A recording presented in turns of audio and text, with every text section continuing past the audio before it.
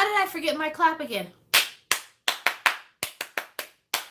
Hey everybody, it's me, Charlotte360. I don't know how the hell I forgot my clap again. Something's wrong with me. But anyway, hey, I'm back with another album.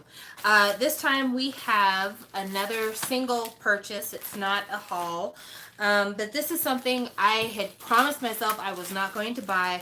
And I bought it anyway because I have no willpower. But to be fair, I feel like I kind of got tricked into buying this. So let me tell you the story of what happened with me in this particular album. This is the third version of this album that has come out. The first version was a top note and a middle note. Hello, everybody. And then when I was thinking, oh, well, Red Velvet's just not going to get any big albums because SM doesn't want them to succeed, all of a sudden they say, oh, hey, guess what? We're going to be doing a bass note. And the bass note is exactly what I wanted. It is a larger formatted version of the Seulgi Irene Project album. And when I saw that it was going to be a larger version, I said, you know what? This is God trying to tell me I deserve to buy this brand new. So what we have here is the bass note version of the Seulgi Irene mini album. And I have to say, I'm so glad to have this because while I do think that the packaging for the top note is very pretty, I have it. I also think it's too small. For as pretty as that photo book is, the packaging is entirely too small. Like, they really did give you lesbian vampires of the Renaissance here. And it just deserves to be in a bigger format. So after complaining about the fact that everything was such small formatting, and they're like, here, girl, take this bigger one, I would look like an asshole if I didn't buy it. So I went ahead and I bought it because you've got to put your money where your mouth is, guys. Don't just say you want shit and then it comes out and then you're like, oh, that's good for them, but I'm still not buying it. Like, if you say you want it, pay for it. So that's what I'm doing. So this is Monster. Irene and Seulgi from Red Velvet. Let's just pull all the extra shit out first. Oh, I forgot this has a slip cover. This has a slip cover, guys. Okay, so this is weird. It has like it's like this. Like, this is this thing. And then this is what it looks like on the other side. That's bizarre, y'all. I'm not even going to act like that's not bizarre. That's actually pretty freaking weird. But, you know what? They tried to do something different, and I admire them for trying to do something different, but really I'm here for this. I'm here for these larger format pictures. That's the only reason I bought this. Because I said I liked the pictures, I wanted them bigger, and they made them bigger. And oh my gosh, look at that. Look at that. Look at that. So I got it. So let's see what's inside this middle, because there's all this stuff that was wanting to come out that was in the middle of this thing. Oh, shit. Photo cards fell on the floor, guys. Photo cards fell on the floor. So we get a postcard, and I think that's Seulgi. I'm pretty sure that's Seulgi. I can't tell. Can you tell who this is? Look how little and unclear that postcard is. That's not cute. And then this is the photo card I got. I never get Seulgi's photo cards because she doesn't like me, and finally the time I get her, it's the face mask. But you know what? I'm not even mad. That's funny. That's actually comedy to me. I also got this Seulgi postcard. This is actually really super cute. I like this one quite a bit. They have the LYSN advertisement, and then we have a poster, which I think there were random versions of posters. The poster I got, it's the Twinsy poster. I like that. That's really, really super cute. And then the actual CD itself comes in this booklet. That's the actual CD itself. And I believe this is a lyrics booklet. Oh, but it's got a page of stickers. Okay, real talk, who's ever going to use another page of stickers? Another page of stickers. Guys, Can we tell them to not do this anymore? Like, I love these pictures. These are very, very nice. I appreciate that the lyrics booklet has got all these really cool stills from the music video. That's lovely. But could you not with the stickers? Because, I mean, the stickers are literally stapled into the lyric book. So to use them, you would end up either having to tear them out of the lyric booklet, or you would use the stickers and then you'd have all of these little spots and stuff in your lyric booklet. So why would you do that? Why would you do that? Like, that just, if you're gonna do stickers, do them on a separate sheet. I'm not a big fan of stickers, but like, okay, I wouldn't even rip the stickers out of this. And do you know why? Because the other side of the sticker sheet is printed with this photograph of Seulgi. Yeah, see that? That's a problem. That's a problem. So why would you do that? You know, it just goes to show nothing's perfect in this world. Nothing in this world is perfect. But you know what?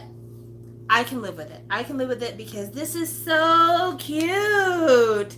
This is so nice. This is so nice. Their heads are practically as big as mine. This is so wonderful. I'm very happy to have this. This is actually really, really cute. This is really, really cute. I'm glad I got this.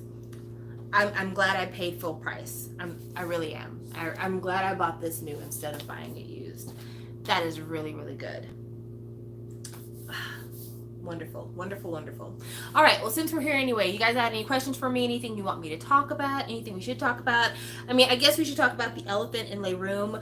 Blackpink will be releasing their full-length album October the 2nd, I think. And I mean, we thought the day would never come. A lot of us felt like YG was going to break their promise and they weren't going to release an album for these girls. It looked like it's going to happen.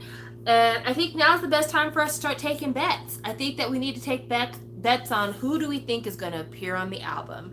If I had to guess who's going to appear on the album, I think it would be a gag if Lady Gaga does a guest appearance on Blackpink's album, since they did a guest appearance on her album. That'd be kind of cool.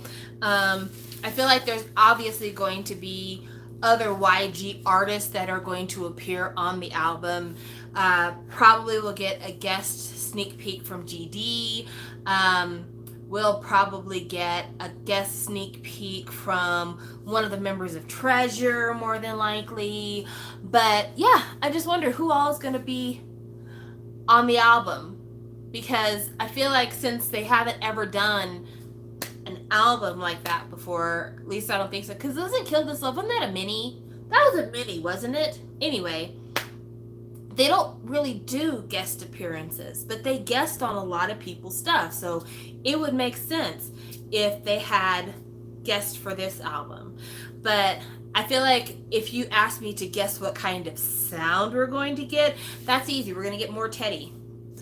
I mean, at this point in the game, you would be a fool to believe that you're going to get anything but more Teddy stuff. You're going to get more How You Like That, more Kill This Love, more any of that stuff. So it is what it is. Oh, my nose is itching so bad. Selena Gomez is going to be on the album. What for? You know what? I was about to say something super mean just now, but Jesus is trying to work on me, and I'm not going to say the super mean thing I want to say. So I'm going to say something nice in its stead to substitute for the really mean thing I want to say. Selena Gomez is really good at picking songs that work for her talents.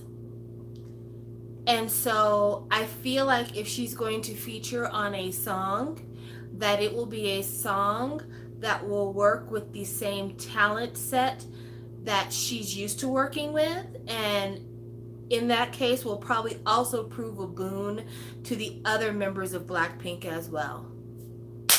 That was me being nice. That was me being super duper nice.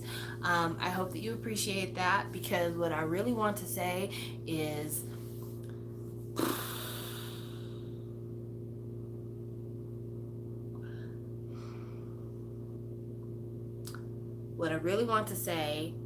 something that is not considerate. And in a time when ladies are trying to support one another, I'm just going to keep my fucking mouth shut about that one.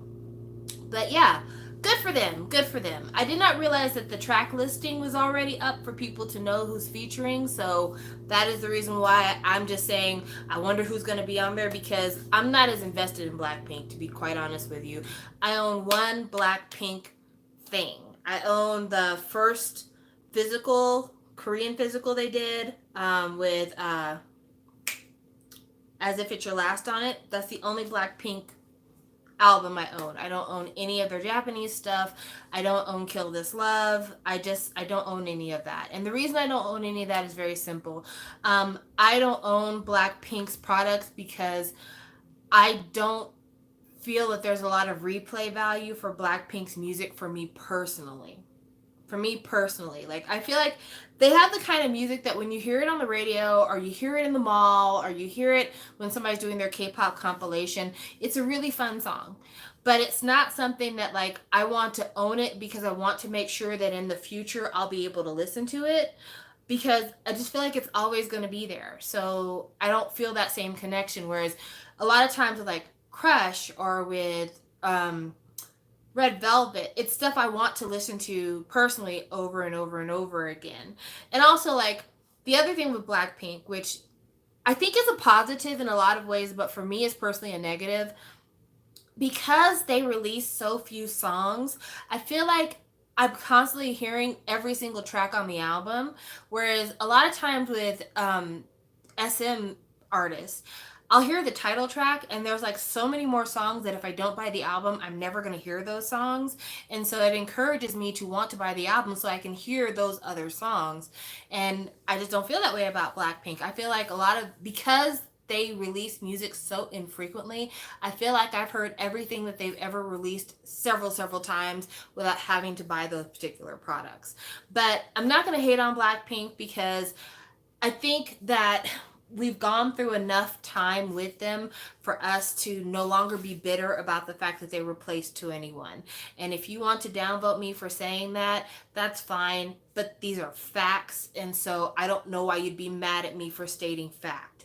But you know, the time of getting mad at Blackpink for replacing 2NE1, the time is over now. It's been long enough. We really just can't be mad at it anymore. I think the thing that I'm mad at more than anything is not necessarily that they replaced 2NE1, and not even the fact that when you listen to Blackpink songs, you can see where this could have easily been a 2NE1 song that maybe they demoed and it got re-recorded. I'm more mad at the fact that it seems to me like not only did they replace 2NE1, which, like I said, I'm not mad about that, but that people who became fans of Blackpink have turned around Blinks and disrespected the legacy of 2NE1. You know, it's really difficult sometimes to talk to people who are younger than maybe about 18. I'm going to say that, 18. It's really difficult sometimes for somebody my age to talk to somebody who's younger than 18, because there are certain things that have been a part of their life forever. And so it doesn't track to them as being abnormal. It doesn't track to them as being something new or something that hasn't always been around. And so many times I've seen Blinks on the timeline when I'm on Twitter acting like, oh, you think 2NE1's so great, but they never did this, they never did that, they never did this, they never did that. But it's literally comparing apples to banana bread. There's some fruit involved here, but it's apples to banana bread. K-pop is in such a different place in terms of worldwide recognition than it was when 2NE1 was promoting. Like, you can buy K-pop at Target. If that just gives you any idea of what a different landscape it is for K-pop than it was during the time that 2NE1 was promoting. When it comes to YouTube views, Psy's Gangnam Style was not considered a K-pop song, honestly. Like, people said this is K-pop and it got people interested, but Psy's Gangnam Style was more looked at as a novelty song, honestly. There were no mainstream K-pop songs in the Western world. The closest you came to mainstream K-pop songs in the Western world, to be very clear, because you can look it up, you had SNSD, when they came over doing The Boys, you had Boa talking about I'll Eat You Up. You had the Wonder Girls when they came over and did all their Nickelodeon stuff, Two Different Tiers, all that stuff. You had Seven who came over here. That was pretty much it. And then you had 2NE1 in a Microsoft commercial. And it was glorious because it was the K-pop that we all recognized as K-pop. And so to say, oh, 2NE1 doesn't have the views, 2NE1 didn't have the streams, 2NE1 didn't have the whatever. If you compare where 2NE1 was during their heyday to where everyone else that they were competing with, promoting with, in the same league with were, it is a totally different animal. If you put 2NE1 up against SNSD, Big Bang, Super Junior, SHINee, all the other groups that were promoting at the same time as them, 2NE1 was a juggernaut. And Blackpink, quiet as it is kept, they benefit from the leaps and bounds that K-pop has made internationally. If they were the group that debuted 10 years ago, I said juggernaut. Look it up. It's an English word. If Blackpink were to have to compete in the same environment that 2NE1 was competing in when they debuted, I doubt they could do much better. And I'm not saying that to be rude to anybody. I'm saying that because it's facts. The visibility of K-pop, straight up, the visibility of K-pop means so much to the acts that are promoting today. It means so much. And also, let's not act like there's no such thing as Big Three privilege. This has been an argument in the K-pop community for so long. Let me just put it out here. If you say that Big Three privilege is not a thing, you're a fucking liar, you're dishonest, and there's nothing honest in you. There are people who have stand trainees from Big Three groups before they ever sang a note. They saw a picture of them, or they saw them coming out of a building somewhere and said, that is the one, that is my bias, I love them. There were people who were Red Velvet stans before Red Velvet ever had a song that said Red Velvet on it. There were people who were fans of NCT before there was a unit called NCT because they had seen them on the Mickey Mouse Club. And when it came to Blackpink, there were people who had heard of Jennie from her features on GD's projects and other places, and they were fans of her before there was ever a Blackpink. So for people to say that there's no such thing as Big Three privilege when you can be a trainee at a Big Three and do a feature on a many hundreds of thousands selling album, that is privilege. You are starting on a completely different playing field than anybody else. Anybody else. You know, there's company stands for a reason. People are stands of a company because most of the time the company has a certain aesthetic, a certain feel, a certain style, a certain way that they do things that people just tend to appreciate. You know, it's just like somebody who says, I like Art Deco art, or I like abstract art, or whatever else. Well, they tend to go to museums that feature those types of art. It is the exact same thing in K-pop. I like contemporary R&B and pop music. That is why I'm an SM stan. People who tend to like hip-hop influenced pop music, they tend to go to YG. People who like cute stuff and stuff that's a little bit more mainstream pop tend to follow to JYP. That's just the way things are. That is the way this thing works, right? And because that's the way this thing works, people who were fans of Big Bang, fans of 2NE1, fans of Seven, fans of Winner and iKON, when they announced that YG's getting its, I want to say this is YG's third girl group, but I believe this is YG's fourth girl group, because was Big Mama on YG?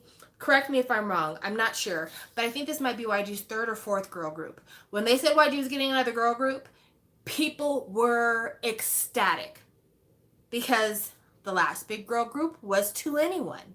2NE1 literally paved the way for Blackpink.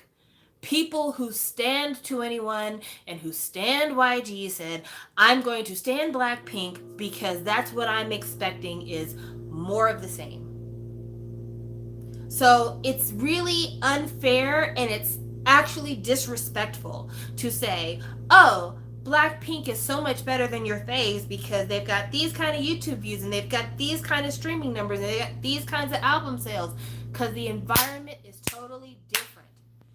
Totally different. Totally different.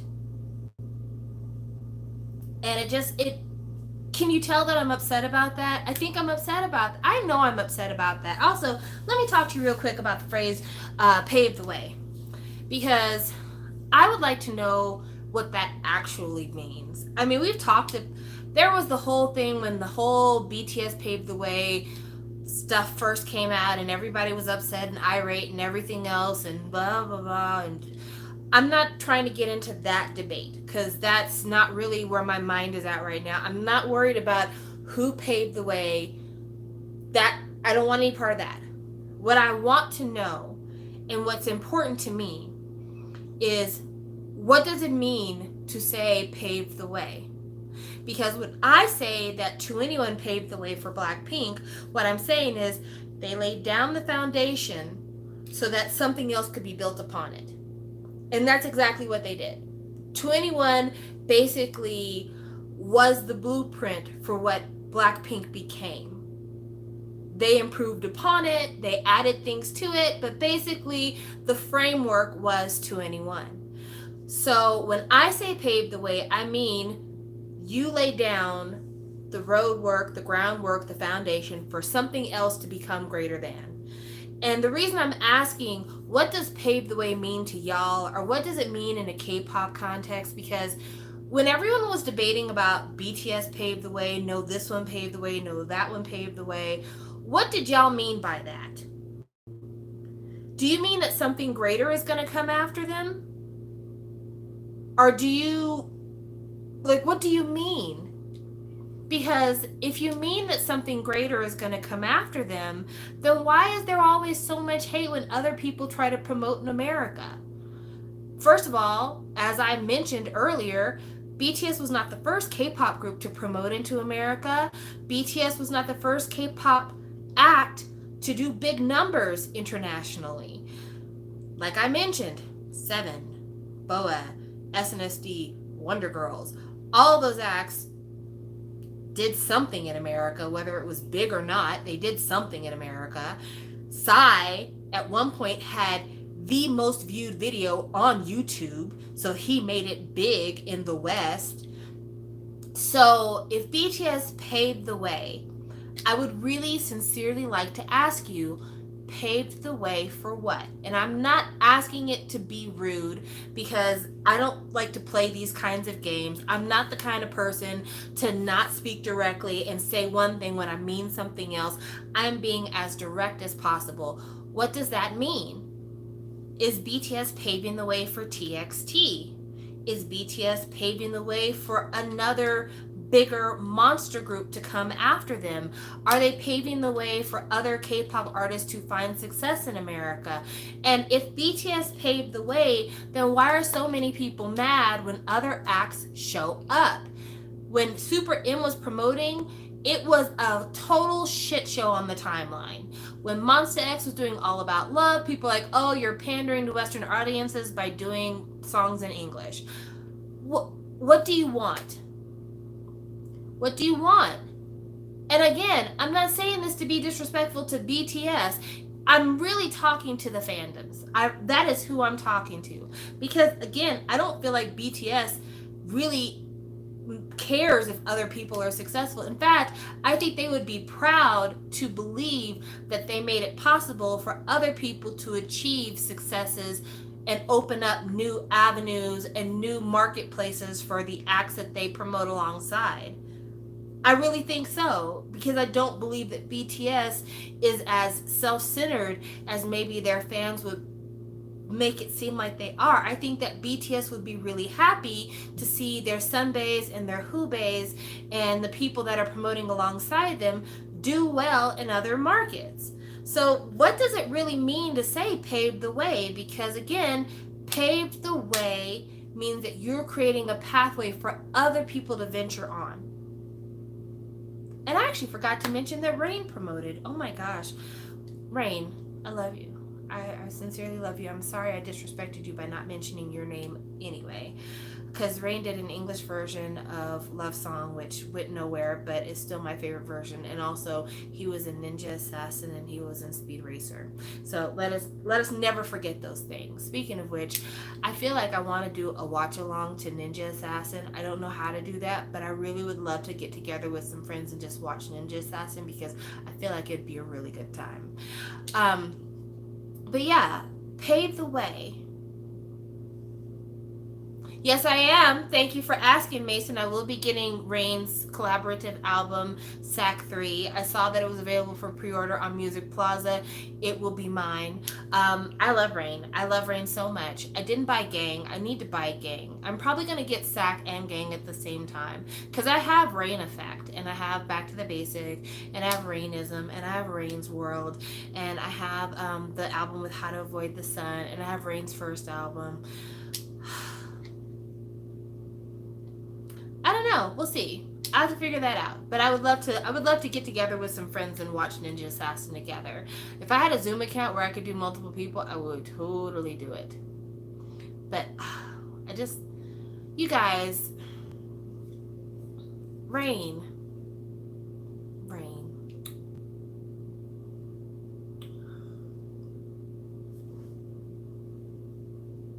Sorry about that. Not another K. I love him so much. He's so great. He's so wonderful. What other K-pop stuff do I need to be talking about while I'm on the live stream? I can't think of any other K-pop stuff I want to talk about.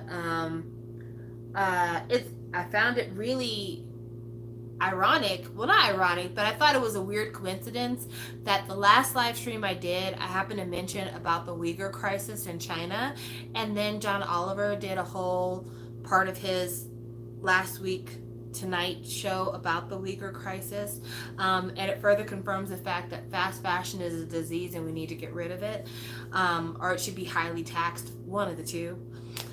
But yeah, pay attention to what's going on in the world, guys. It's rough out there. Also, Megan Thee Stallion went on Instagram Live and she talked about the fact that she was shot in both of her feet. But luckily it missed her bones and her tendons, so she'll be able to heal. But she also mentioned about how, like, she's just gonna have to change her life because she's been letting too many people steal her energy. She's been letting too many people take advantage of her. She's a nice person and she never laid a hand on anybody, so she did not deserve to be shot, which, I mean, unless she shot at somebody, she never deserved to be shot in the first place. But also she cried about the fact that, she's a girl out here who's 25 years old, who does not have a father, does not have a mother because both are deceased, and she lost her grandmother, and so she's just a girl out here in the world by herself. And gosh, I was watching that and I was just thinking to myself, I would love to adopt her. Not that she would want to be adopted by me, but I would love to adopt her just so she has somebody to go visit at Christmas and somebody send her birthday cards, because that's just, I cannot imagine. I can't imagine being 25 years old and having no parents at all. No parents at all. Because, like, who do you talk to when these things happen? Could you imagine if you and your significant other got in a fight and your significant other shot you? Straight up just shot you. And you make it to the hospital, who do you call? If it was me, I would call my mother, and she doesn't have that. And I just can't imagine that life. But I think about that for a lot of people. For instance, Jade is here in the chat. Hey Jade, how are you doing? Jade is a friend who I've known for a few years, practically since I first started doing my YouTube channel. It's been many, many years. And, Jade is a really strong person, but she's somebody who's had to have strength after losing both of her parents. And there are times, I imagine, when she would love to tell somebody about her day, and the person she'd love to tell is her parent, and that person's not available to call. So watching Meg cry because not only is she physically hurting from having someone she trusted shoot at her in both of her feet, but also she's physically hurting because she doesn't have that parental figure to call and say, Mom, I got hurt. Mom, am I going to be okay? And yeah, I don't know what you do with that. I don't know what you do with that. I feel very blessed that even at my age, I still have a parent. I don't have all my parents, but I have a parent. And there's a certain amount of comfort you get in life, or at least for me. I know there's some people that have some kind of messed up family situations, but there's a certain comfort I draw from knowing that I have that. There's days when work is really pissing me off, and I feel really blessed to be able to pick up the phone and call my mom and talk to her for 2 hours about what's been going on with my day. And I realize a lot of people don't have that. And a lot of people don't have that because they've lost their parents through illness, disease, accidents, whatever else. There's people who've never had that. There are some people who were raised by utter and complete assholes, and they've never had a parent they could actually talk to. And they've never had somebody in their life they can rely upon. And it just makes me want to be a better person when I think about that. You know, when I think about how even as low as sometimes my lowest points are, when I have times where I feel like I haven't done anything worthwhile in my life and I haven't succeeded to the degree that I need to, or, you know, that I've wasted opportunities in my life, I think about the fact that I have so much more than so many other people have. And for that, I have to live a better life. I have to be a better person. I have to try harder to improve myself because I have gifts that other people would give anything to have. And so I hope that some of you are thinking about that too. Some of you who are watching me are like, I hate my current situation, but it could always be worse. Not saying that you don't have a right to be upset about your current situation. I'm just saying it could always be worse. Because there are certain things that even with all the success that Megan has had, there are certain things that money can't buy. And one of those things is buying back loved ones who have passed on. There's not enough money in the world to bring that back. Also, misogynoir is real, and for those of you who don't know about what misogynoir is, it is a form of misogyny that has to do with Black women, particularly how even within the Black community, a lot of Black women, our cares, concerns, our needs, our wants, our desires, our lives are diminished in comparison to Black men. And recently with Black women, we have had to deal with people making tons of jokes about the fact that Megan was shot in both of her feet. But then people asking for prayers for Kanye West, who is a really rich man who just refuses to get treatment for something that he could absolutely get treatment for. And while I'm not saying that Kanye West deserves to be made fun of for being in the midst of a manic episode, when people were making jokes about it, it was like, you guys are wrong. You shouldn't be making jokes. This is a really serious situation. Mental health is a really serious issue, and we need to be more understanding because this man needs prayer more than he needs ridicule. Flip side, Megan Thee Stallion is literally shot in her feet, and it is he probably shot her because he was intimidated because he's short. He probably shot her. Literally, a person on Twitter said Tory probably shot Meg when she showed him her penis.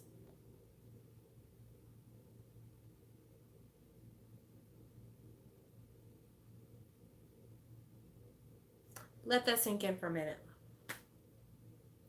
And think of all the different intersections where this is completely wrong. Number one, that's not funny. Number two, it's not a joke. Number three, Megan is not trans. Number four, This is a person who's been shot. Number 5, fuck you big time for even going there. So, with all that being said, and how awful that fucking is, and the fact that people retweeted it and liked it and commented underneath it, yeah, I just wanna adopt Megan. I just wanna adopt her so she'll have a mom. I'm a little bit older than her. I think I could do it, but it just really makes me feel crappy. Let me talk to y'all some more. Let's talk some more since we're talking about it.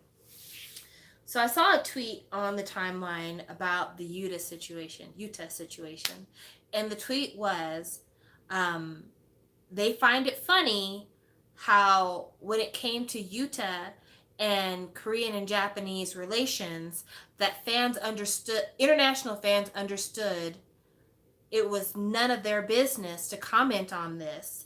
But when it's calls of cultural appropriation within K-pop, Black fans are voiceless, and it's not left to us to decide whether or not it's cultural appropriation. And of course the tweet was more succinct because there's a word limit, but I found that to be a very spot on statement in many, many ways. I've gotten kind of almost inured to braids and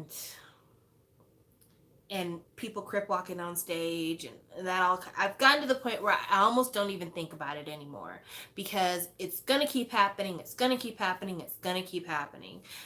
But what brought it home today for me was that there were still images of Jesse's new video. Jesse's got a new video for Nuna Nona Nana Nini Nanny Nanny Boo Boo Stick Your Head in Doo Doo, whatever the fuck the song is called.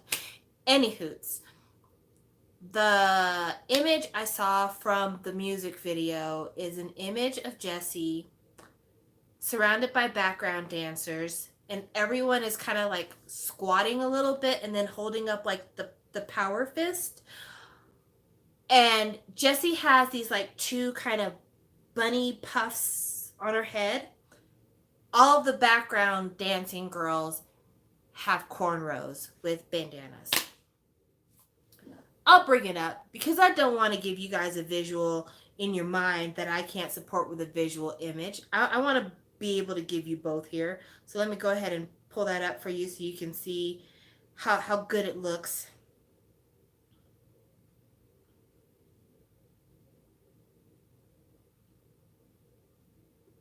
Hopefully you can see this. I don't know if you will be because, like, you know, this is the image. This is Jessie surrounded by her backup dancers.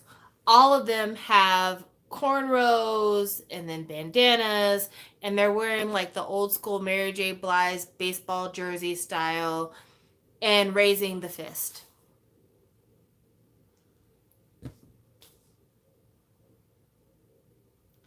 Now, I've tried not to body shame Jessie on my channel, even though we could talk about how Jessie bought big lips, how Jessie bought big tits, how Jessie bought a big ass, and we could talk about how Jessie bought super brown skin. We could talk about all those things, but what people want to do with their own bodies, in many ways, is their business until it becomes disrespectful. Because there is like this German lady who like totally took some kind of medicine that turned her skin brown like mud, and it's a weird story. You'll have to look it up yourself. But along with Jessie buying black features, now she's out here with her lily white Korean background dancers and telling them, girl, I know I'd be in some shit if I was to wear braids, but the rest of y'all could absolutely cornrow your hair and wear these bandanas and put on these baseball jerseys with these booty shorts, and we could just be out here. But let's raise the fist though, because Black Lives Matter. Black Lives Matter.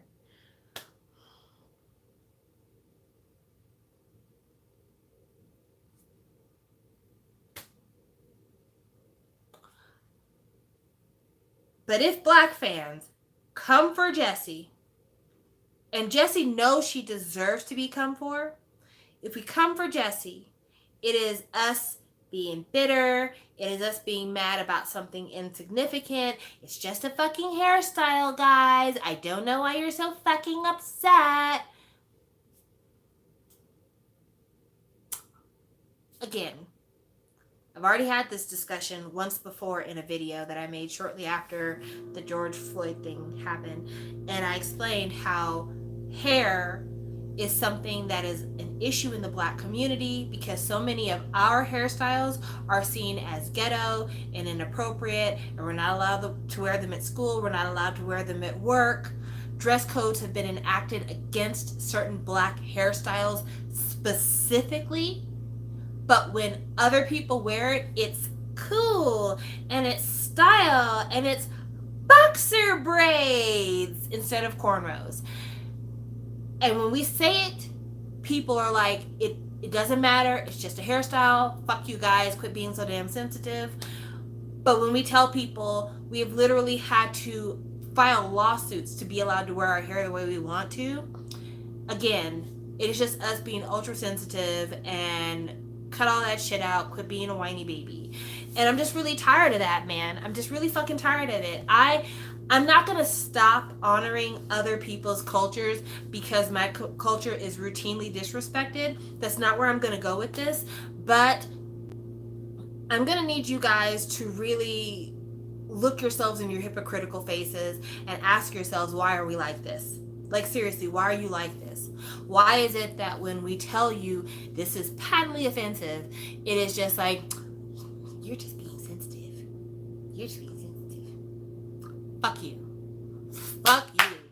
Fuck you. And Jessie, can you please find some other aesthetic? Can you please find something else? I mean, first of all, I don't know who you have who is doing your concepts, trying to figure things out, but that person is lazy and they're not doing their fucking job and they continue to steal concepts from other people. You need to fire them, because the last video that Jessie had, turned out she stole her entire video look from a YouTuber, a Black YouTuber. I think it was a Black London-based YouTuber at that. Now, like I said, looking at that still image that you all just saw, that is Mary J. Blige, What's the 411, You Remind Me, that entire 90s look, that's exactly what that is. The baseball jerseys with the booty shorts and the sports bras, and then the bandanas around the cornrows, that is entirely Mary J. Blige's aesthetic. And I'm not saying that as an old head, I'm saying that as a Black person. Like, that is a certain kind of look that if you ask other Black people, we absolutely recognize it for what it is. And again, whoever your creative director is, Jessie, they're fucking lazy as shit and you need to fire them. But that all being said, if people feel a certain way about something, rather than us getting up in our feelings about, well, I don't feel that way, why don't we just open our fucking ears and listen? Like, seriously, why don't we just open our fucking ears and listen? Huh? Why don't we just open our fucking ears and listen? I get so tired of the bullshit sometimes. Like, really and truly, I really get tired of the bullshit. But what is we gonna do? What is we gonna do? Try to get... Oh! Girl! I cannot believe I was about to get on Al Gore's internet and not talk to you all about the biggest news in K-pop. Taemin and his comeback. Never Gonna Dance Again. Cause guilty feet have got no rhythm. I cannot believe I was about...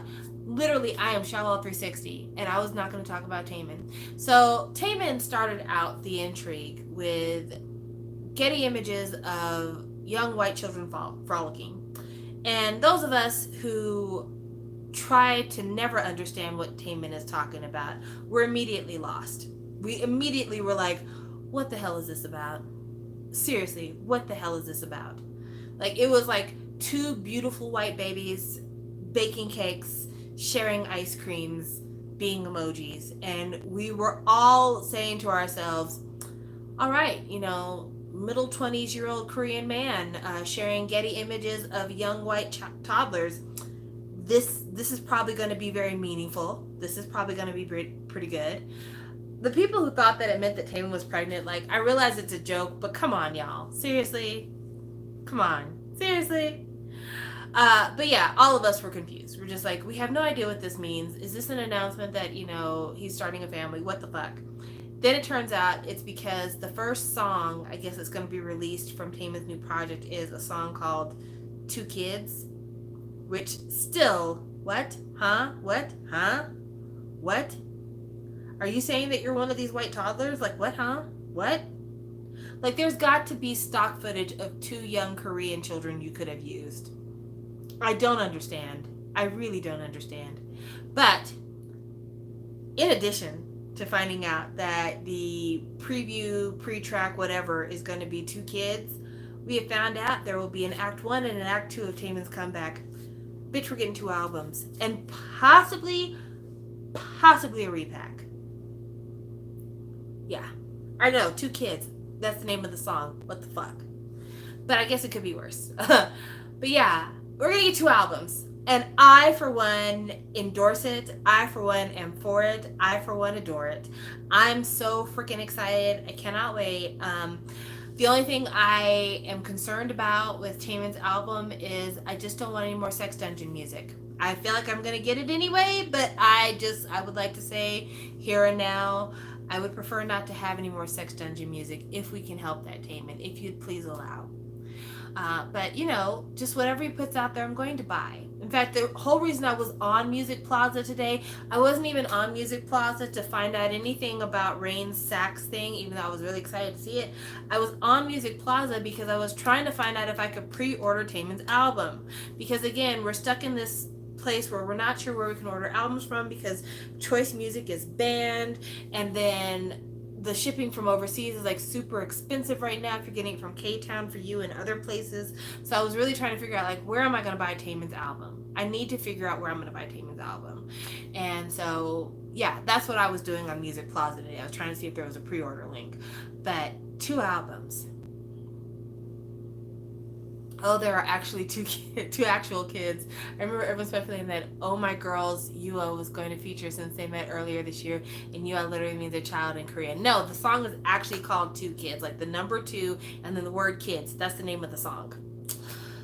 But yeah, I'm excited to see what Taman's going to come up with. I really, really am. The teaser pictures are weird. The teaser pictures are really, really weird. The teaser pictures are him with a bunch of fake tattoos that look super fake. Like, they don't even look like kind of fake. They look like super fucking fake. They look like the kind of tattoos that you draw on yourself when you're bored in detention. Like, you're sitting around in detention like, man, fuck this school. I can't believe my teacher made me do this.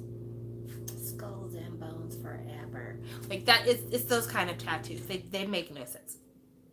There's a tattoo on his hand that says Forever Youth. He's got 1993 on his neck. Like, it's random. He's got like a sword and a heart and a rose and just, it's random. And then like the clothes, he's got on like a pair of boots that are like this high off the ground.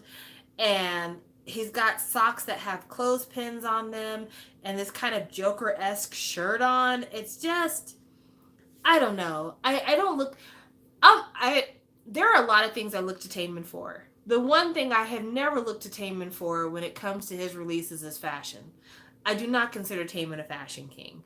A lot of the time when I look at what Taman's wearing, I'm just like, God bless you for being so slim. Because this is not it. This is absolutely not it. But you know what? Taman, you do you. And I'm going to be here to support you because as your good old Aunt Sam, that is my job, to buy whatever the baby is releasing and support my baby. But yeah, what the fuck? What the fuck is he wearing in these teasers? What is going on, Taman? What is going on? And then everybody was thinking that Super M was going to be having to come back soon because I guess they recently did some like realignment on their Instagram page. I mean, could be. Don't really know. I saw that Jade was very upset because Ten is half naked recently. I don't know what he's half naked for. I don't know why he's out here shirtless. He needs to put on clothes. Jinky's having a chat event tomorrow. That's very exciting. We've been seeing more of Jinky in the last couple of weeks than we've seen practically for a year. Like, he's been real low-key lately. super low key lately. So it's nice to see him. It's nice to see him. Hopefully he won't go back into retirement after all this activity though. Um, but yeah, it'll be nice that, Taman has a friend to, show up behind stage and to chat with and kind of not feel as alone. Uh, if Jinky's even gonna allow himself to be photographed, who knows? Who knows? He might be like, yeah, I'd love to go, but I actually would like to stay at home tonight. Sorry. But yeah, uh, it's good times in K-pop. That's what I want from K-pop. I need K-pop to be a good time because it's been super serious. It's been super serious. So I need it to be a good time. Trying to think if there's anything else that is on my K-pop radar that I need to be talking about. Nope, nothing really. I think I'm pretty tapped out on K-pop right now. The only other thing I wanted to mention, this has absolutely nothing to do with K-pop. So for those of you who are only here for my K-pop talks, you can go ahead and leave now. Sorry about that. I wanted to mention, because I haven't promoted it in at least 3 days, me and Mason have a boys love show that we do on Mason's channel. His channel is BL_Kiki. Please go there because we talk about boys love, and we talked about Japanese boys love. I Can Hear the Sunspot, I think is what it's called. But we announced that we are going to be going through the history series for the next 4 weeks, and I am so flippin' excited. It is okay. Hey guys, it's Boys Love Samantha here. Let me chat with you for a minute. So, when me and Mason talk about boys love, we talk about boys love from all over Asia. So we've talked about boys love from Japan, we've talked about boys love from Korea, we've talked about boys love from Taiwan and Thailand. Now we are getting back to Taiwan, and Taiwan is the gold standard in boys love. Like, it literally is what the rest of boys love aspires to. And because Taiwan is so very admired for boys love, for us it's been 4 weeks talking about boys love from Thailand. You have to know that we're not talking about simply a good boys love. We're literally talking about the best boys love ever made. So if you have thought about starting boys love, if you're somebody like Jade who's like, I'm trying to dip my toes into it, see if I like it, see how I feel about it, there are some series I will always recommend people start if they want to start this journey. I'll always recommend that you watch Love by Chance, because it gives you a general feel for the tropes that you're going to find in most boys love. I'm always going to recommend My Engineer if you love a good fluffy story, because it is a very fluffy story. And I'm always going to recommend History 3, Make Our Days Count, if you just like good television, if you just like to feel all the feels, and if you're a little bit nasty. History is a series of boys love shows made in Taiwan, and there are 3 distinct seasons of History. There's History Season 1, History Season 2, and History Season 3. History Season 1 was a really short series. It was like 3 different storylines. Each storyline had 4 episodes, and I think each episode was 20 minutes. So it's basically like 3 little movies. So if you wanted to get into the History series and you don't have a lot of time, History Series 1, very easy to get into because, like I said, it's 3 little storylines, each one about the length of a movie, very easy to get yourself through. History 2 is where things start getting good. History 2 is a little bit longer, the production value is a little bit better, the acting is pretty fucking good, and I really, really enjoy History 2 quite a bit. History 2 was actually the History series that got everybody super excited about History 3. History 3 is where the game completely changes. History 3 is where we have Trapped, which is a story about a police officer and a mafia boss, and intrigues and romance ensue. And then you have History 3 Make Our Days Count, which is the story of Hao Ting and Shigu. And when 2 people start on a misunderstanding, and then that misunderstanding, becomes a journey of getting to know each other and getting to know yourself and crafting a love story out of that journey. It is the best. I would never, honestly, I would never start anybody with Boys Love using history. As much as I love History Make Our Days Count and as much as I love History Trapped, I would never start anyone on the history series with those shows. The reason I would never start anybody on the history series with those shows is because those shows are so well done that it will piss you off when you have to go back to Thailand for Boys Love. It will piss you off when you have to watch Korean Boys Love, which is practically non-existent. Because the thing that I have found personally is missing from Boys Love is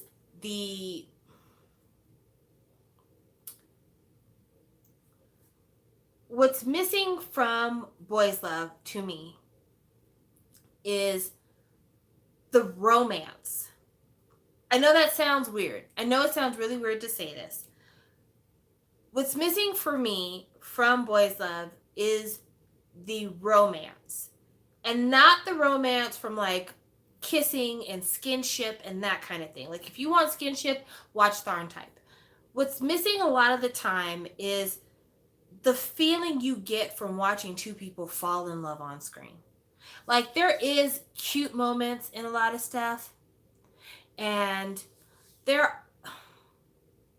cute moments in a lot of stuff, and there are a lot of times where you'll watch stuff and you'll be like, oh, that was really adorable. But then there's romance. I know I'm all over the place. That's because Mason is like sending me messages while I'm trying to talk to you guys. Sorry about that. But then there's watching people like legit fall in love. And what is a good mainstream media thing I could compare it to that is watching people fall in love?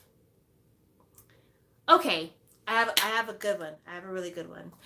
Have any of you ever seen, well, no, that's really old. That's really old.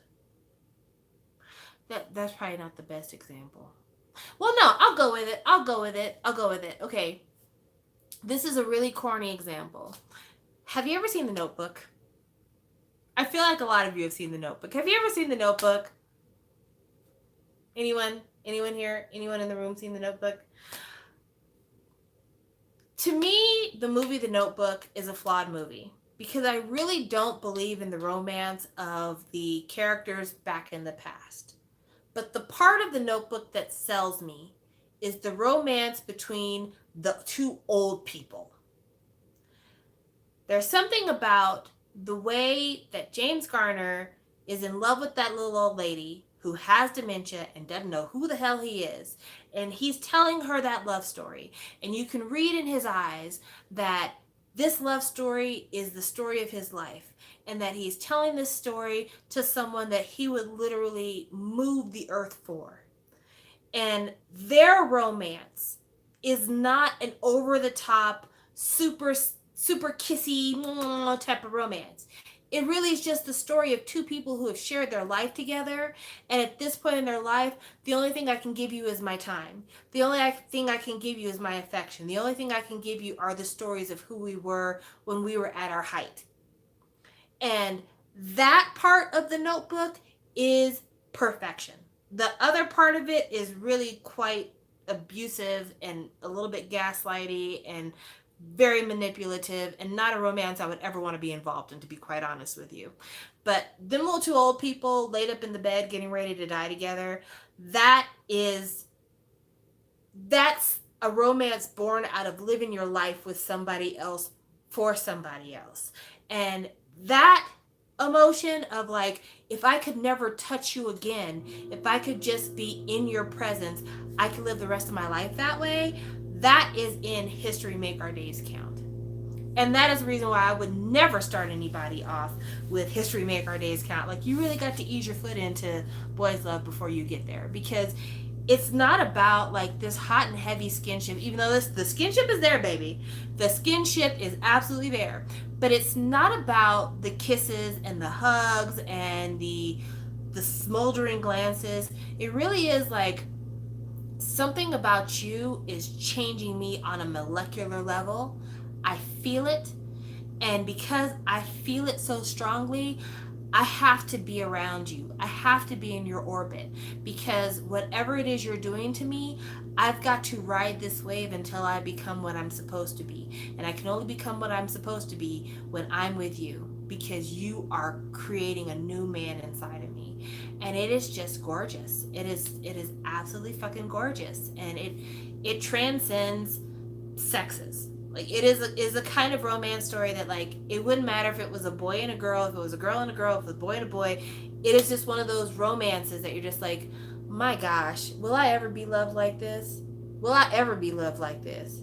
And so I recommend it. And so I am super excited that Mason and I will be recording this. I'm ultra excited that we will be doing History the series because History Series 1, like I said, it's a bumpy ride, but we'll get there.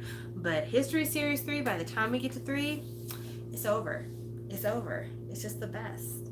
So, if you are like Starwall, who has started Tharn Type, or if you're like Jade, who's making your way through My Engineer, let me give you some recommendations for some boys' love that you can start on that is good for you. Oh, speaking of girls' love, by the way, Pearl Next Door will soon be airing. I don't know when, they haven't given us a start date, but if you are currently watching Game Boys, then you know Pearl Next Door is coming. We will be having Girls Love.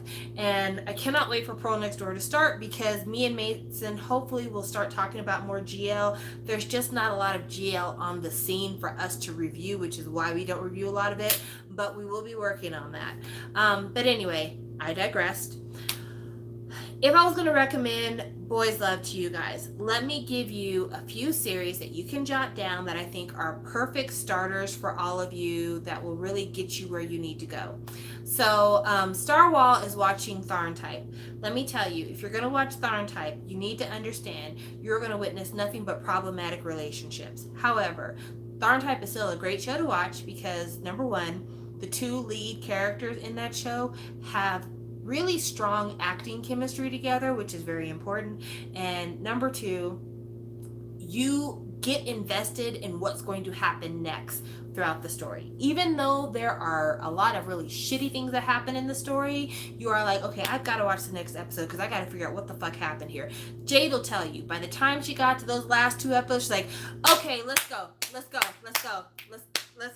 Because you are like, okay, I got to see how this ends. And that is the mark of a good story. It is a terrible story, but it is a good story. So I definitely recommend watching Tharn Type because it will get you interested. Same thing with Love by Chance.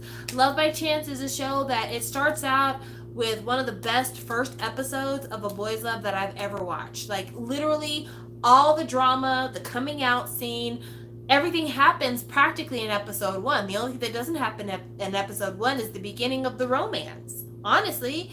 But like a whole bunch of other shit happens in episode 1. But Love by Chance is a really good series to watch too because it is very cute. It's very cute.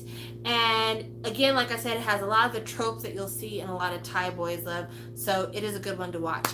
If you love a person to hate, like if you're one of those people that you love to hate watch somebody, I recommend Theory of Love. Theory of Love is a show about a bunch of students who are in film school, right? And there's 2 friends who one friend is desperately in love with the other friend, but the other friend is an asshole. Like just the kind of person that you wouldn't trust your dog around because they just can't be trusted to actually feed and water your dog, right? And the show is filmed in a very pretty way. Like visually, I really appreciate the show. They did a lot of cute things with the concept of the show, but the character that Off plays in this show will make you want to strangle him. At one point, he kisses his best friend in order to get his best friend to stop liking him. Because what he does is he kisses his best friend while he's drunk and then says another woman's name. You ain't got to do all that. If you don't like me, just tell me you don't like me. But yeah, definitely Theory of Love. You have to love to hate a character. Otherwise, you will not want to watch that show because you will spend that show supremely pissed off the entire time. So that's why I say it's a stress watch. Theory of Love is one that it had me high key stressed a lot of the time because I hated Off's character so much. Now, let's talk about a current show that's currently airing that I think is one of the best shows you should watch. This is my favorite. Game Boys. Is anyone in the room Filipino? Anyone in the room at all? Because if you are, you probably are already aware of this show. Game Boys is a show that is airing here on YouTube. New episodes come out every Friday morning. I watch them before I go to work.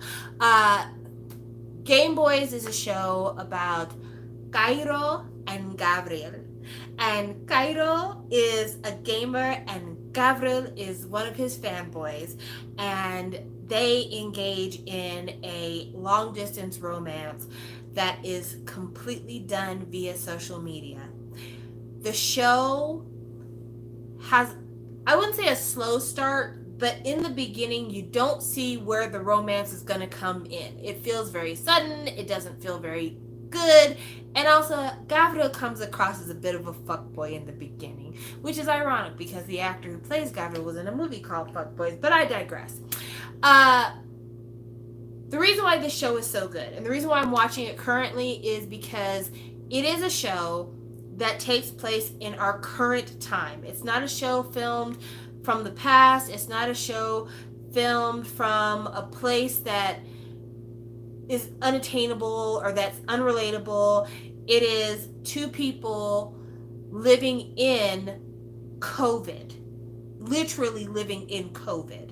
And that is the reason why the show is so absolutely hooking, because everything that COVID has done to us in terms of keeping us in our houses, keeping us scared, keeping us unable to be around the people that we love, all of that stuff is a part of this show. And that's why I love it. And also, it's filmed in a really interesting way because the show is being filmed in real time during a time of COVID.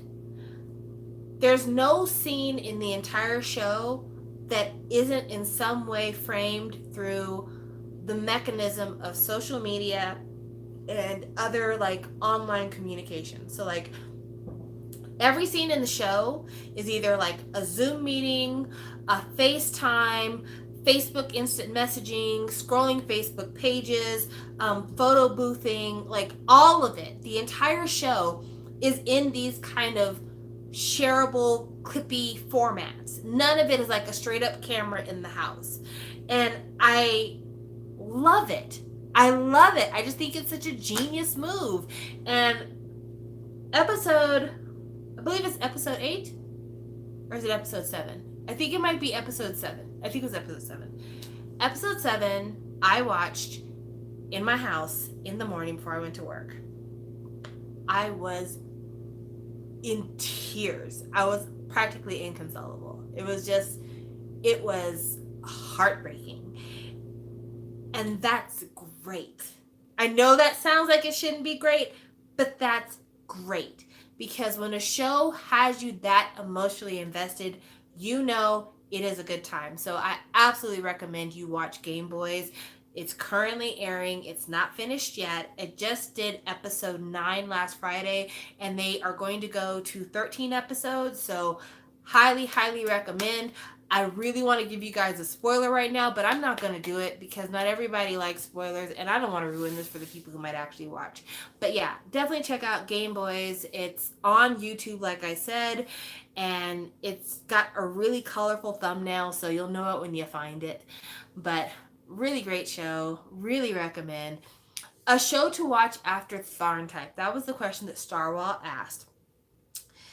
Tharntype is a really unique show when it comes to Thai boys love. So there's not a lot of shows I can say are very much like it. So if you're asking for a show that's like Tharntype, There is no show that's like Tharn type. There really isn't. There just isn't.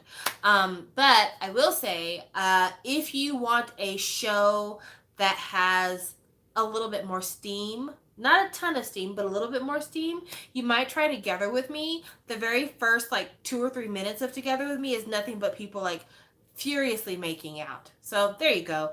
But if you want a show that shows more of some of the hard truths, not hard truth, that's a lie, because it's not really a hard truth. If you want a show that has more kind of like relationship angst, that's the word, relationship angst, then I would check out Dark Blue Kiss. Dark Blue Kiss is a show about two different couples. One of the couples is Pete and Cal. They've been together for a minute.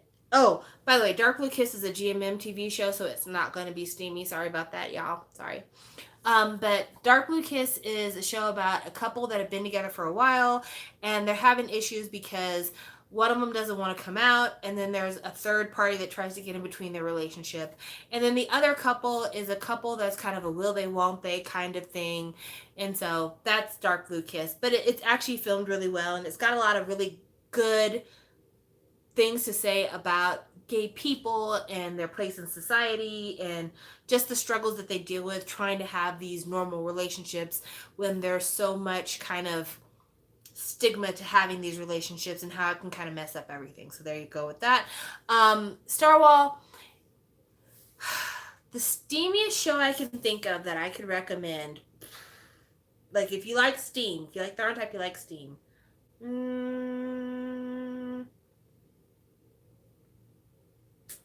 Gosh, that's a hard one. That's a hard one because I don't really watch shows for steam, so that's why like that's not my ministry, so it's really hard for me to say. Oh, okay.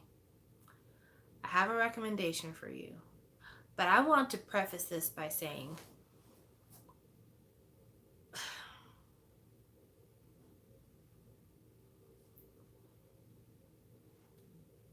I don't even know how to I actually feel bad for telling you to watch this because I feel like it makes me look like a bad person, but you said you wanted steam. Like you said you wanted steam. I'm fixing to give that to you. Don't be mad at me. There is a Japanese BL that you can watch on Viki. It's actually two different stories. They're separated. One series is called The Novelist. The other series is called Mood Indigo. The Novelist has a little bit of steam, but not a lot. It's got some steamy moments, but it's not super steamy. Mood Indigo is nothing but steam. It is a rice cooker full of steam. That's not me trying to be racist, guys. I'm just thinking about the steamiest thing in my house. Whenever I open the rice cooker or I open the dishwasher, just a face full of steam. So please take it in that way, not the other way. Mood Indigo is the prologue to The Novelist. So in chronological order, you would watch Mood Indigo first.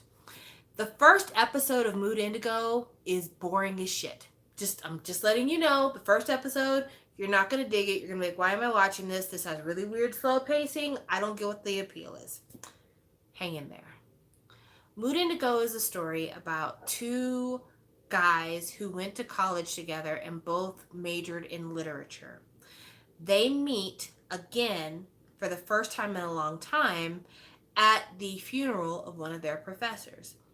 One of the guys works at a literary publishing house and they like print steamy novels. Like they basically print like romance style novels, but like super graphic romance novels. The other guy, he wrote a really successful first book, but he hasn't written anything successful since. And so the guy who works for like the pornographer office, he says, hey, I need to rent a place closer to town. You need somebody to chip in on the mortgage. Can I move into your spare room? And that's how they end up in a roommate situation.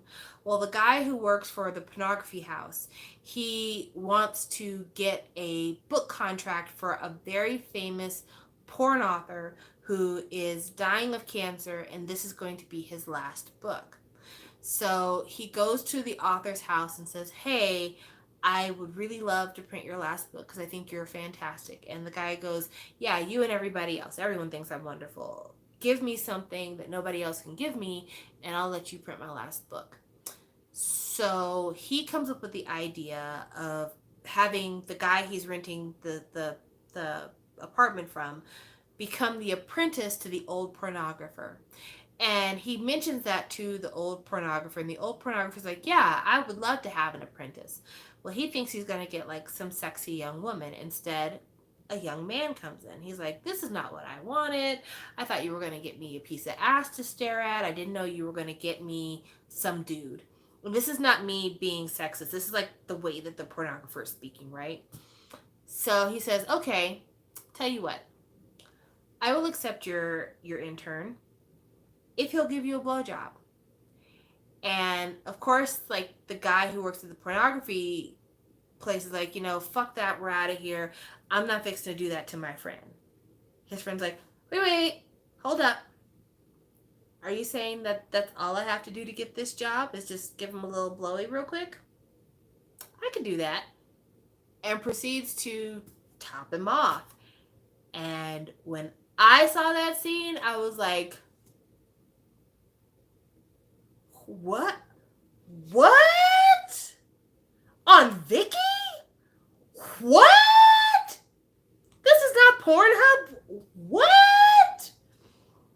So, yeah. Right? So after that, the floodgates are open to other sexy adventures. But yeah, that was, and more adventures ensue. Like, more stuff happens, and they're kind of graphic with the way they talk about things because this is men, and they're just like, they're men. But yeah, it is called Mood Indigo. MOOD Indigo, INDIGO, Indigo. And I watched it on Viki, so if you'd like to watch it, Viki is where I watched it. But I think you can find it on like Daily Motion and some of these other places. I don't think it's on the YouTubes. I don't think it is. But yeah, I watched it in Viki, and baby, I could not turn away. And then the novelist is about years into the future, and the young intern then becomes a pornography writer. And he is walking home from work or something or other, and this guy that lives in the neighborhood is coming down the hill on a bicycle, and I guess he like doesn't see the young guy, the intern, in time, and they get into a bike accident, and the bike accident causes the former intern to like damage his hand, and he can't write using that hand. So he's like, hey, I was supposed to turn in a book and now I can't write. What are you going to do about it? And the guy who was driving the bicycle is like, hey, I will be your note taker. You tell me what you want me to write and I will write it for you.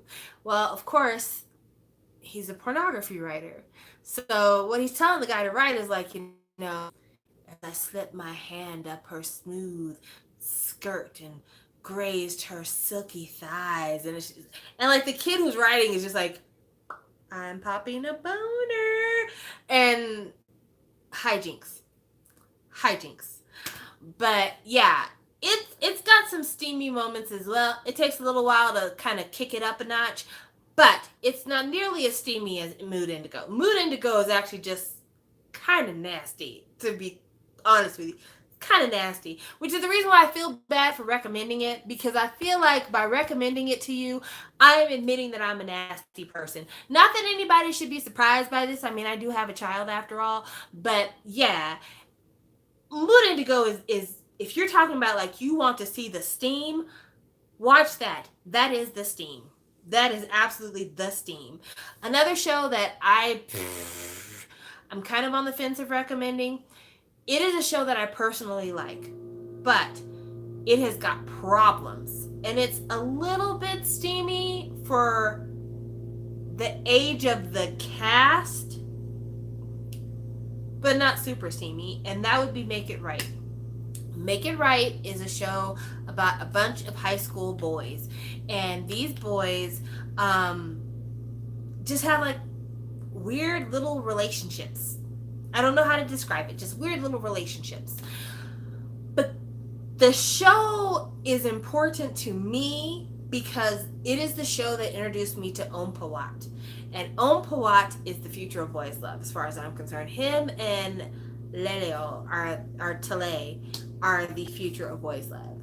So in the show, I'll just tell you the whole storyline because I do feel like I want to tell this. That way you'll understand why I watched it, even though the actors in the first series of Make It Right were around like between the ages of 14 and 17, which is why I say like it's steamy for what their age is, but it's not super steamy, put it that way. Om's character is a character named From, spelled like frame, like picture frame. Character named From. From is a hoe. From sleeps with whoever he feels like sleeping with, whenever he feels like sleeping with, and it's man, woman, doesn't matter to him. As long as if they want to get it in, he's trying to get it in too. And there is a kind of shy guy at the school by the name of Book. And Book kind of has a crush on Frame, but not in a way that he's actively trying to pursue anything with Frame. It's just that him and Frame are friendly, and he's a little bit shy around Frame. Well, one day Book just has like a really bad day, and he decides to hotel room in Grindr and hook up. Unfortunately, the hookup that he finds is Frame. Now, when Frame and Book have their first encounter of the sexual kind, it is the consent is not what I want. I'll put it that way. The consent is not what I want. But after that, Frame takes a big interest in Book. He wants to be around Book. He wants to hang out with Book. He wants to make out with Book. He wants to be with Book. And Book, on the other hand, is like, I know that Frame is a playboy. I know that Frame likes to fuck around. Frame is also this like really easygoing, jovial kind of guy. Like he's a guy's guy. He's like the kind of guy that everybody likes to hang out with because he's always a good time. He never takes anything seriously. And so Book is like, I like him, but I can't take him seriously because he doesn't take anything seriously. And I'm not in the mood to have my heart broken falling for a guy who's never going to fall for me because he's not that kind. And so by the end of the first season of Make It Right, they decide to start dating. And Frame basically explains that he became a gigolo because the first person that he ever had sex with, he was really super into them and he wanted to be their own, really make a go of the relationship. And that person turned around and kind of disregarded him once they got in the draws. And so after that, he was like, fuck a relationship. I just want to fuck around. And so once he realizes that Book is serious about him and Book's not the kind to kind of lead him on or use him for sex, he's like, I'm all about Book. I'm all about our relationship. Let's do this. So that's them by the end of the first season of Make It Right. But the second season of Make It Right is where the storyline really gets serious. It's where things get a little bit more steamy between Book and Frame. Like they have some pretty intense makeout sessions in the beginning of the story, but the storyline with Book gets super serious. So the reason why Book is going to the same school as From is because Book's dad is like an actor, and Book at his previous school had something happen to him that caused him to want to leave. He was dating a guy in his previous school, and the guy that he was dating was his like long-term boyfriend and was like, hey, I want to film us getting it on. And when his boyfriend filmed them getting it on and they broke up, his boyfriend's like, hey, someone else has had access to our sex tape, basically. And so Book left the school because he was like totally scared that other people were going to see the sex tape, right? So he leaves the school. After he leaves the school, he goes to the school that From is at. They have a relationship. But word goes around that people are passing around a sex tape of 2 students, and he is scared shitless. Book is like, oh my god, I think my sex tape has made it over here. But the first time it happens, it's not him. But then a second sex tape comes out, and it is Book's sex tape. And so the whole school now has video of Book having sex with another guy at school, at this previous school he was at. And first of all, that's child pornography. So, like, I don't know why people are passing this around. You'd think it'd be illegal. But number two, it's devastating for Book because he is worried about damaging his parents' reputation. Everyone's whispering behind his back. Everyone's judging him. Everyone's seen him in one of the most intimate moments of anyone's life. And you no longer have privacy. You no longer have secrets. You no longer own you because everyone has seen you completely violated. And it causes problems with his relationship with Fromm because Fromm is like, listen, I don't care what anyone thinks of you. I don't care what anyone has to say about you. I love you. I care about you. I know you're better than what the people around you are saying about you. Don't listen to their words because they mean nothing. But Book, on the other hand, is like, you don't understand. Every time I walk down a hallway, it doesn't matter what anyone is talking about. If they're whispering, I assume they're talking about me. And also, I don't know who I could be talking to who knows what I look like completely naked and having somebody having sex with me. And it causes Book to get in a spot where eventually he considers ending his own life. And it's a really heavy storyline. It's not a storyline I recommend you get into casually if you're not prepared for this kind of stuff, you know? But I found it to be a very interesting storyline in terms of Boys Love because you don't really see that kind of a storyline in Boys Love a lot of the time. A lot of the time they keep it real cute, real casual, real light. But also, like, Ohm, who I was telling you about, who's like the future of Boys Love, he does such a good job of being that person who doesn't know how to comfort their loved one, and they're doing everything they can to be there for them, but they're constantly being pushed away. And that is why I love Ohm. And that is why I watch literally anything he decides to put out, because I think he's an amazing actor. He does a really good job of conveying his emotions. He can play silly when he needs to play silly. He can play serious when he needs to play serious. He can be scared when he needs to be scared. He's just got all of the acting talents. And he really carries that couple in that show. He does a really good job of, like, that kind of hopelessness you have when you can't fix things for the people that you love, you know? And so he's really, really good in that. I really, really like him a lot. I also talked about him in Do the Movie, did a whole review about that. He was excellent in that. He was in the series He's Coming to Me, which is another really great Boys Love that GMMTV did, but it's not on YouTube. You have to find it other places because it's not on YouTube. But that is also a fucking fantastic show. And Ohm is currently in a show called The Shipper, which you can watch on YouTube. The Shipper is fucking confusing. I don't know if I can recommend it.